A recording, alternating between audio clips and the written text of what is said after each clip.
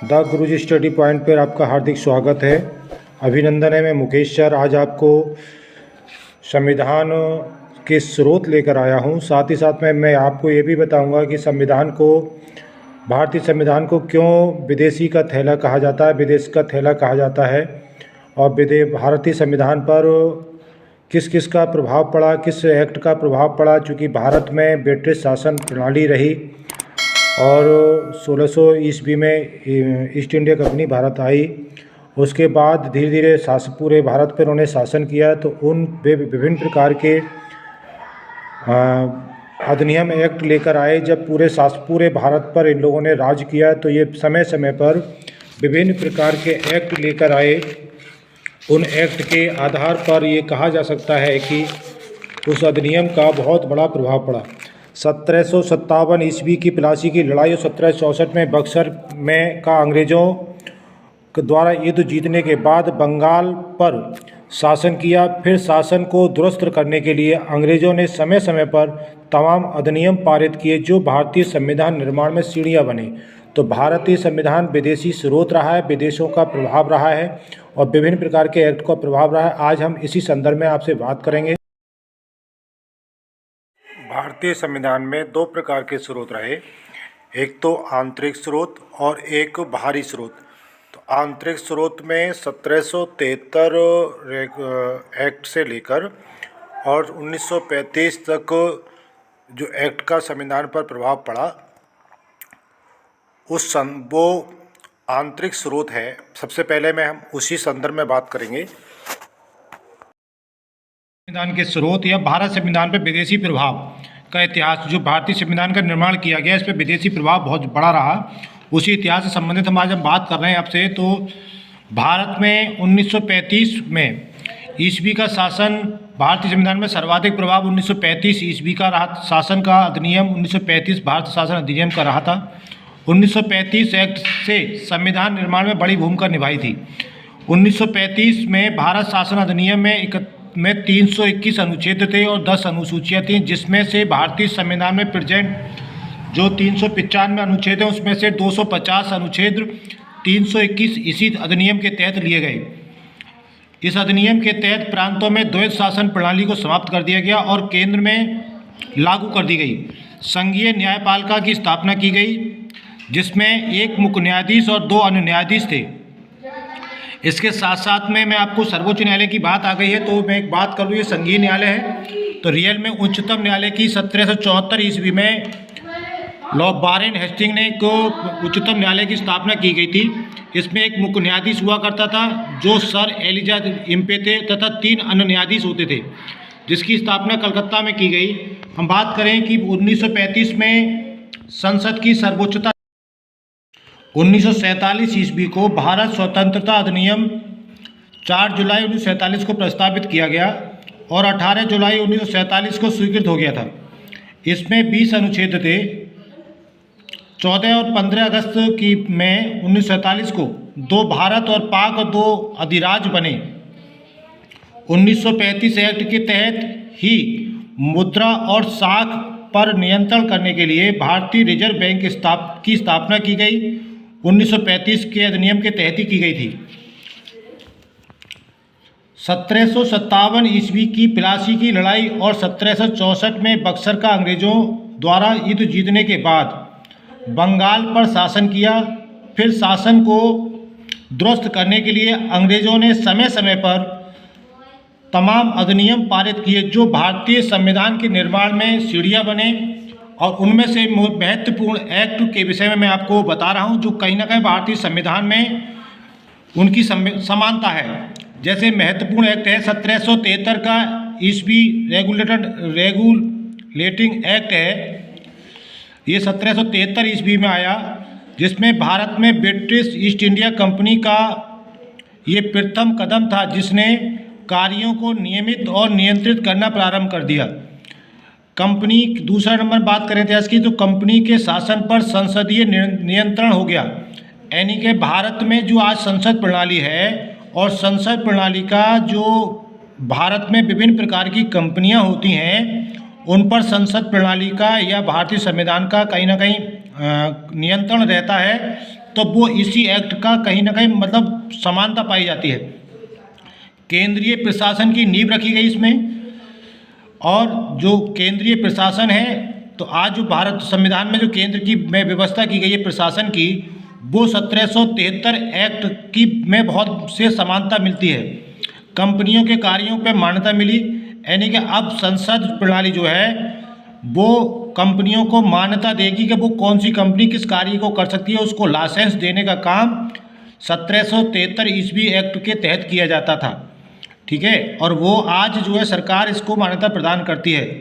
बंगाल के गवर्नर, ये बहुत इम्पोर्टेंट है 1773 का 5वां बिंदु, गवर्नर को बंगाल का गवर्नर जनरल कहा जाने लगा।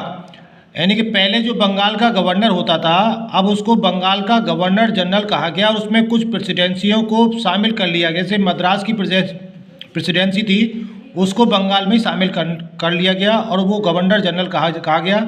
इस प्रकार प्रथम गवर्नर जनरल भारत का वारेन हेस्टिंग थे, जो 1774 से लेकर 1785 तक भारत के गवर्नर जनरल बने।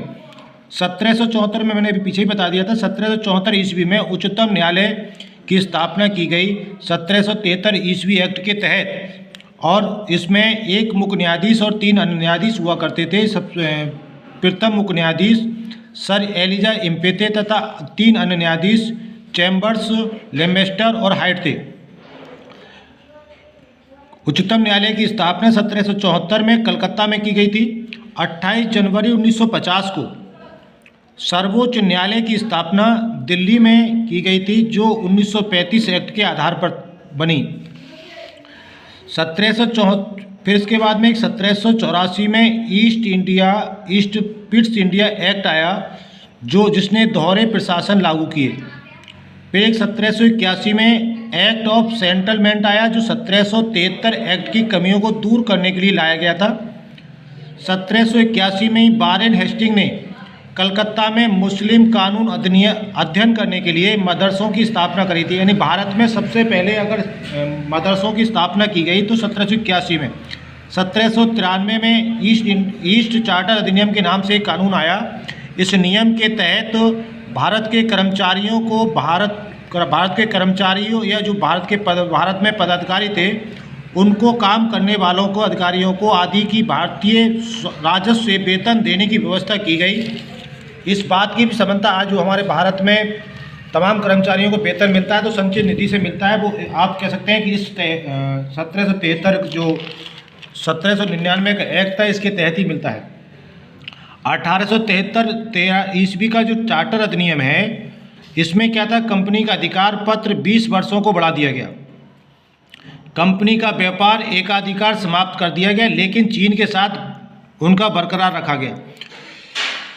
1813 ईस्वी में पूर्व भारत में ईसाई पादरियों को अनुमति आने की नहीं थी, परंतु 1813 ईस्वी के बाद आज्ञा की अनुमति दे दी गई। 1833 ईस्वी में अगर हम इसकी बात करें, आज भारत से यदि विदेश जाना हो या विदेश से भारत आना हो तो एक अनुमति आज्ञा पत्र सरकार से लेना पड़ता है, जिसको हम दूसरी भाषा में वीज़ा कह सकते हैं। तो वो अनुमति प्रार्थना पत्र, मतलब अगर कहा जाए तो उसका जो प्रावधान 1873 में अंग्रेज़ों ने दिया था भारत को, उसी प्रावधान की नकल संविधान में लागू की गई, मिलान किया गया और उसको शामिल किया गया। आज भी भारत में विदेश से जब लोग आते हैं तो वो भारत सरकार की अनुमति पत्र के आदेश पाते हैं, जिसको वीज़ा कहा जाता है। 1833 एक चार्टर अधिनियम आया, कंपनी की व्यापारिक अधिकारों को समाप्त कर दिया गया। अब जो कंपनी थी वो सरकार के अधीन आ गई, संसद प्रणाली के अधीन आ गई। अब कंपनी द्वारा भारत पर शासन, अब जो 1833 का बहुत महत्वपूर्ण है, अब तक तो कंपनी भारत पर व्यापार कर रही थी, लेकिन अब कंपनी का उद्देश्य सरकार भारत पर राज्य करना आ गया। अब कंपनी का क्या, भारत पर मतलब कंपनी चलाना नहीं बल्कि शासन करना उनका उद्देश्य हो गया। बंगाल का गवर्नर जनरल भारत का गवर्नर जनरल कहा जाने लगा। अब तक वो कुछ प्रेसिडेंसियों में मालिक थे, लेकिन अब इन्होंने क्या करा 1833 ईस्वी में कि बंगाल का गवर्नर जनरल को अब भारत का गवर्नर जनरल कहा जाने लगा। अर्थात बंगाल का प्रथम गवर्नर जनरल कौन था, वो था वारेन हेस्टिंग, लेकिन पूरे भारत का प्रथम गवर्नर जनरल बना 1833 ईस्वी में लॉर्ड विलियम बेंटिंग को श्रेय प्राप्त है। 1833 ईस्वी में एक्ट के तहत भारत में विधि आयोग बना। 1833 एक्ट के तहत दास प्रथा का अंत किया गया 1843 में। 1834 एक्ट के तहत लॉर्ड मैकाले को विधि आयोग की अध्यक्षता में एक आयोग का गठन किया गया था। 1853 ईस्वी चार्टर अधिनियम आया जो लॉर्ड डलहौजी के समय में आया था। इस नियम के तहत भारत में महत्वपूर्ण पदों के लिए एक प्रतियोगी परीक्षा प्रणाली लागू की गई जिसमें उम्र की सीमा 18 वर्ष और 18 से 23 वर्ष रखी गई, जिसको उस समय शायद ICJ कहा जाता था। तो अब इसी परीक्षा को इस समय UPSC के नाम से जाना जाता है, जिसको लोक सेवा आयोग करता है। 1853 ईस्वी में पार्षद का जन्म हुआ, जिसे विधान परिषद पार्षद के रूप में जाना जाता है। 1854 में प्रथम डाक टिकट जारी हुआ था। 1854 ईस्वी में ही 1853 एक्ट के तहत ही 1854 ईस्वी में पोस्ट ऑफिस एक्ट के पास हुआ। उसी के तहत 1854 में डाक टिकट जारी सबसे पहले हुआ, सबसे प्रथम बार हुआ था। 1854 में लोक सेवा विभाग की स्थापना की गई। इसे हम आज भी लोक सेवा विभाग के नाम से जाना जाता है, जिसे UPSC, जिसमें DM या जो केंद्र शासित केंद्र में जो केंद्रीय जो पदाधिकारी होते हैं, जैसे DM है, IFS है या विदेशी सचिव हैं वगैरह, ये जो पद होते हैं सृजित UPSC के तहत होते हैं, तो वो लोक सेवा आयोग सबसे पहले बना था भारत में 1854 में। 1854 ईस्वी में एक सार्वजनिक निर्माण विभाग की स्थापना की गई। 1853 में 16 अप्रैल को भारत में सर्वप्रथम रेल चली थी, जो बम्बई से लेकर के थाने तक चली थी, जिसका जनक लॉर्ड डलहौजी है। मतलब भारत में रेल बिछाने का जो अगर किसी को जनक कहा जाता है तो लॉर्ड डलहौजी कहा जाता है। 1854 में शिक्षा के लिए वुड डिस्पैच जारी किया गया। अब वुड डिस्पैच जारी करने के बाद भारत में विभिन्न प्रकार के विद्यालय खोले जाने लगे। जैसे इसके तहत क्या हुआ, जिले में एक एंग्लो वर्नाकुलर एक्ट के तहत स्कूल खोले गए, प्रमुख नगरों में कॉलेज खोले गए और 1857 में लॉर्ड कैनिंग ने कलकत्ता, मद्रास, मुंबई में एक विश्वविद्यालय की स्थापना की। 1857 में लॉर्ड कैनिंग ने महालेखा परीक्षक पद का सृजन किया, जिसको आज जिसे स्वतंत्रता के बाद महालेखा परीक्षा को नियंत्रक महालेखा परीक्षक पद के नाम से जाना जाता है, जिसको कैग कहते हैं। और सबसे पहले कैग के स्वतंत्रता के बाद अगर प्रथम महालेखा परीक्षक के पद पर कोई विराजमान रहा तो उनका नाम था नरहरि।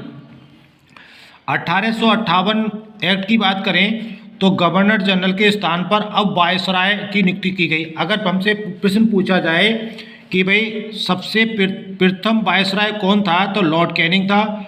और अगर ये प्रश्न किया जाए कि भारत का अंतिम गवर्नर जनरल कौन था, तो भी लॉर्ड कैनिंग था। प्रथम वायसराय भी यही था जो 1857 में बना। शासन क्राउन के हाथ में पहुंच गया। अब भारत का शासन किसी कंपनी या व्यवस्था के तहत नहीं, बल्कि इसका शासन इंग्लैंड के क्राउन के हाथ में पहुंच गया, वहाँ के शासन प्रणाली के तहत चला गया और यहाँ पर एक वायसराय की नियुक्ति कर दी गई। भारत में मैकाले द्वारा दंड संहिता नियम लाया गया 1858 ईस्वी में, जो कानून बना। भारत में मंत्री परिषद की व्यवस्था की गई। 1858 एक्ट के तहत ही भारत में मंत्री परिषद का व्यवस्था की गई और 15 सदस्यों के साथ भारत परिषद का सृजन किया गया।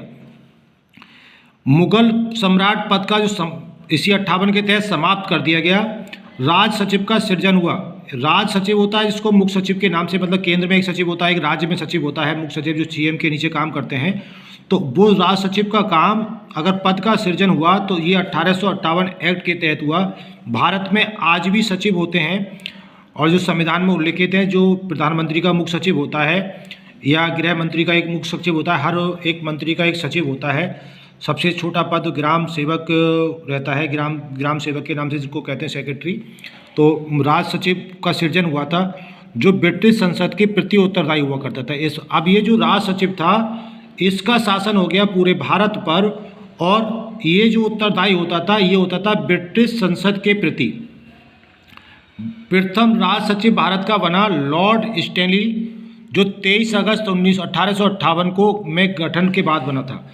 1861 ईस्वी का भारत परिषद अधिनियम आया एक, जिसमें एक गवर्नर जनरल को अध्यादेश जारी करने का शक्ति प्राप्त हुई। और इसे अध्यादेश का मतलब वो राष्ट्रपति शासन कहें, अगर लागू होना तो वो उसकी अवधि 6 माह रखी गई और आज भी अधिकतम 6 माह है अध्यादेश की। कानून बनाने के लिए भारतीय प्रतिनिधियों को सलाह के लिए लागू किया गया।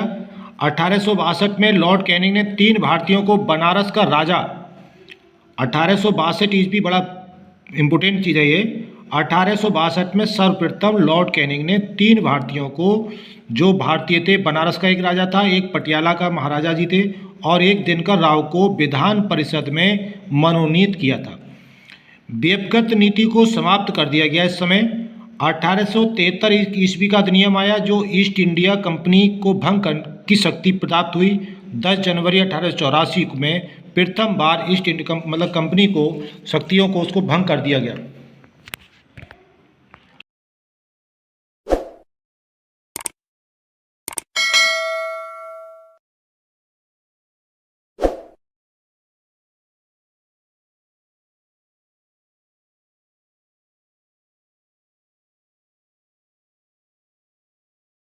ईस्वी में एक शाही उपाधि अधिनियम लागू किया गया जिसमें महारानी विक्टोरिया को भारत की सामग्री घोषित किया गया।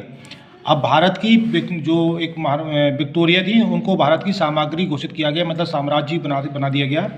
एक 1892 में अधिनियम आया जिसको भारत अधिनियम था, जिसमें क्या हुआ, भारत में अप्रत्यक्ष चुनाव प्रणाली की शुरुआत की गई। आज भी इनडायरेक्ट चुनाव होते हैं। भारत में 2 प्रकार के चुनाव होते हैं। एक डायरेक्ट होता है जिसमें सीधे सीधे मत दिया जाता है, जैसे विधानसभा का चुनाव है या लोकसभा का चुनाव है। ये चुनाव कैसे होते हैं, डायरेक्ट होते हैं, ठीक है। या प्रधान का चुनाव है, ये सारे चुनाव डायरेक्ट होते हैं। लेकिन जैसे राष्ट्रपति का चुनाव है, राज्यसभा के सदस्यों का चुनाव है, ये अप्रत्यक्ष प्रणाली के तहत किए जाते हैं। तो ये अप्रत्यक्ष प्रणाली अगर नकल भारत में आज भी शामिल है, आज भी वो चीज़ लागू है। तो 1892 में सबसे पहले भारत में ईस्ट मतलब ब्रिटिश सरकार ने शुरू की थी, वहीं से इसकी नकल ली गई।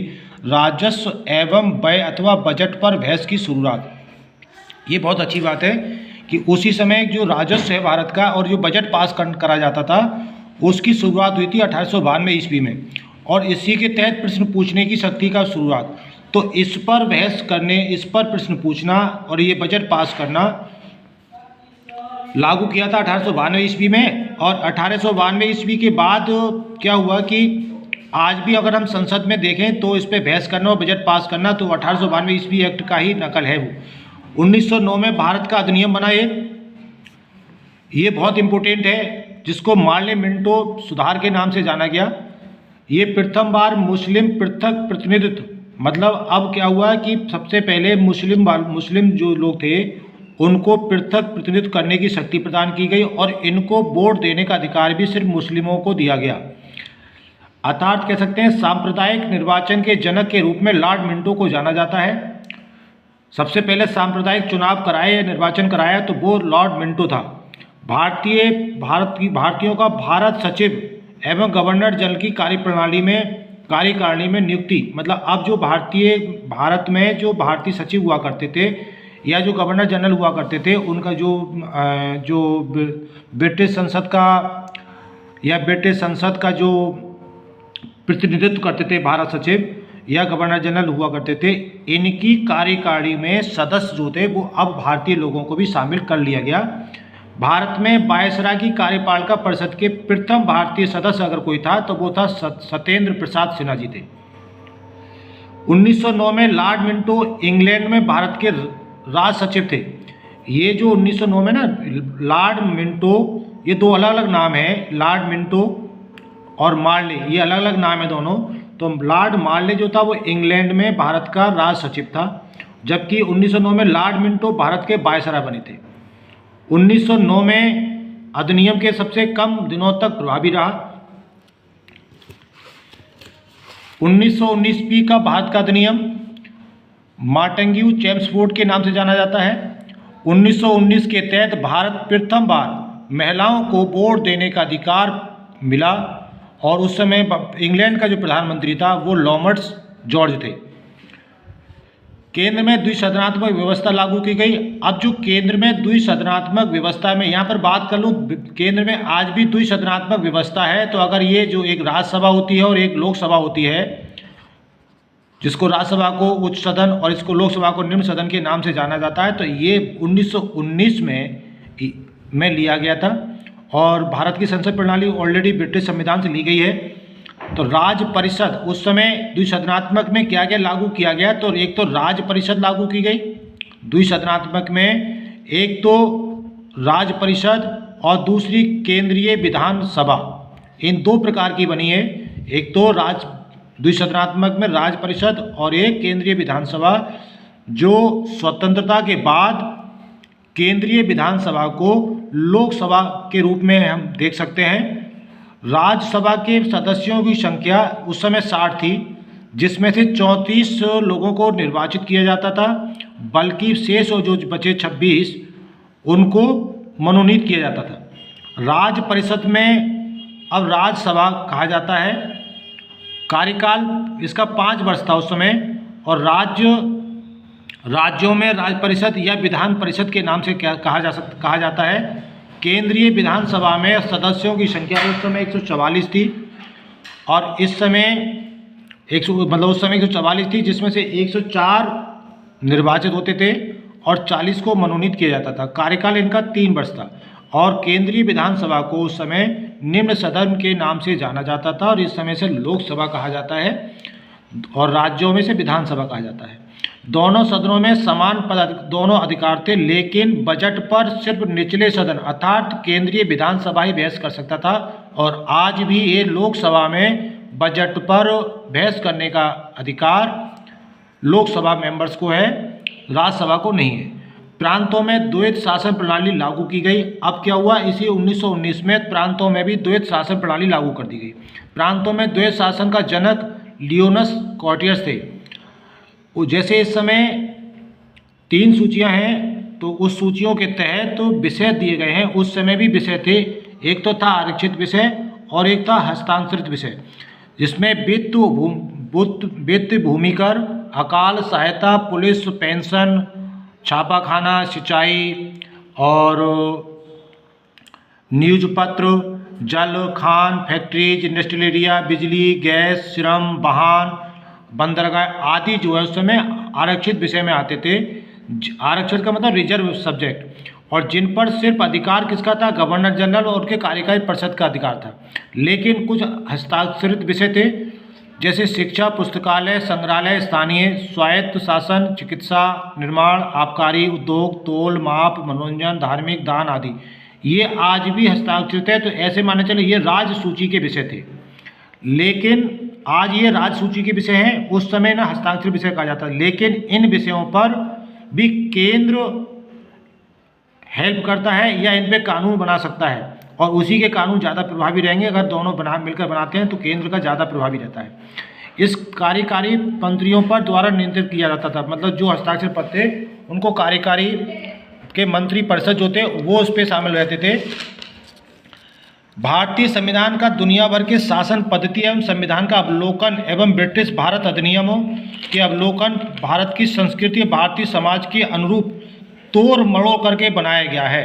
अर्थात जो भारतीय संविधान का निर्माण किया गया वो भारतीय संस्कृति के अकॉर्डिंग विदेशों से जो अवलोकन करके, संविधानों का, विदेशी संस्कृति का अवलोकन करके, कानूनों का अवलोकन करके एक संविधान बनाया गया है। और इसीलिए इसे उधारी का थैला भी कहा जाता है। अब हम बात कर ले रहे हैं कुछ जो आर्टिकल्स हैं जो संविधान में इस समय मौजूद हैं। भारत की शासन प्रणाली के विदेशी स्रोत या जो आर्टिकल्स दे रखे हैं संविधान में शामिल किए गए, जैसे भारत एक मौलिक अधिकार शामिल किए गए, संविधान की सर्वोच्चता है, ये सब कहाँ से लिए गए, संयुक्त राज्य अमेरिका से लिया गया।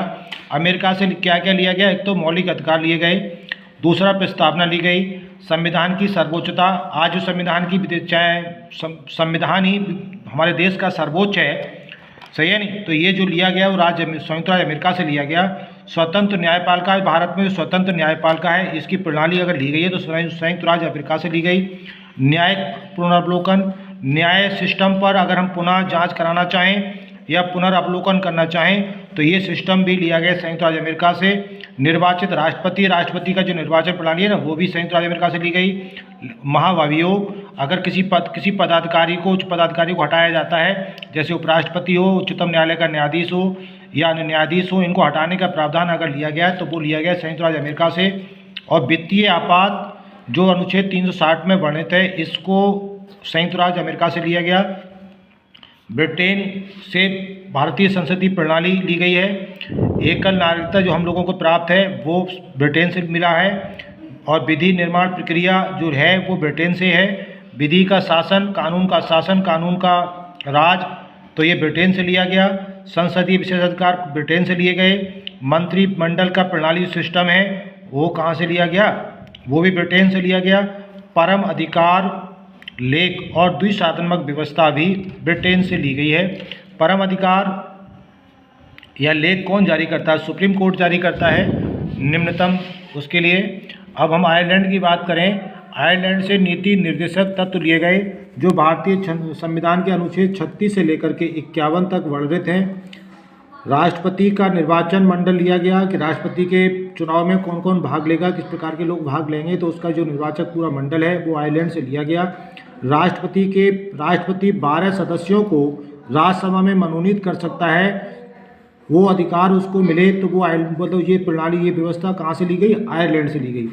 ऑस्ट्रेलिया से प्रस्तावना की भाषा ली गई है और सम्मति सूची का प्रावधान लिया गया ऑस्ट्रेलिया से। केंद्र और राज्य के बीच का संबंध ऑस्ट्रेलिया से लिया गया। संसद के दोनों सदनों की संयुक्त बैठक करने का बैठक जो होती है वो ऑस्ट्रेलिया के सिस्टम से ली गई। और संसद के दोनों सदनों की संयुक्त बैठक कौन आहूत करता है? तो राष्ट्रपति करता है। और व्यापार की स्वतंत्रता, समागमता आदि जो ली गई वो ऑस्ट्रेलिया से लिया गया। जर्मनी के से आपातकाल लिया गया। आपातकाल के समय राष्ट्रपति के अधिकार एवं उनकी शक्तियों का वर्णन जो है हमारे संविधान में उल्लेख किया गया है वो जर्मनी के संविधान से लिया गया है। जो आपातकाल का जो वर्णन है वो 352 अनुच्छेद 356 और 360 में वर्णित किया गया है।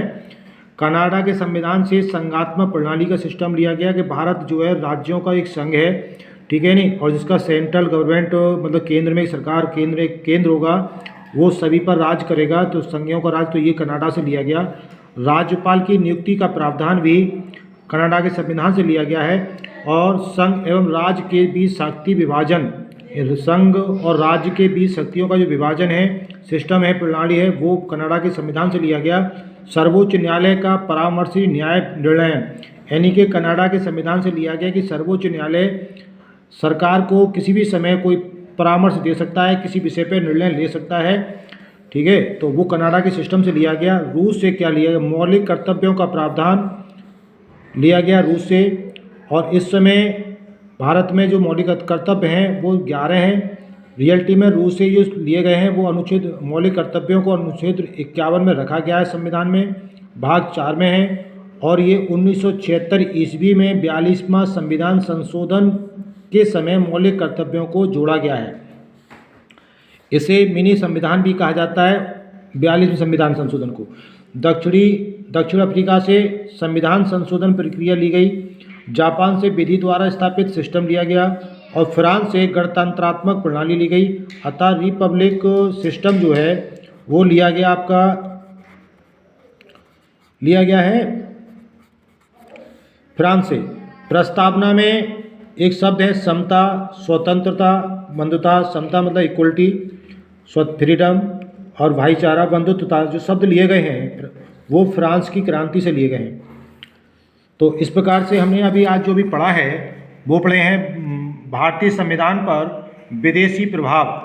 भारतीय संविधान का जो 60 देशों के संविधान का अवलोकन है, कम से कम मतलब जो भारतीय संविधान में जो सभा बनी उन्होंने 60 देशों का अवलोकन किया था।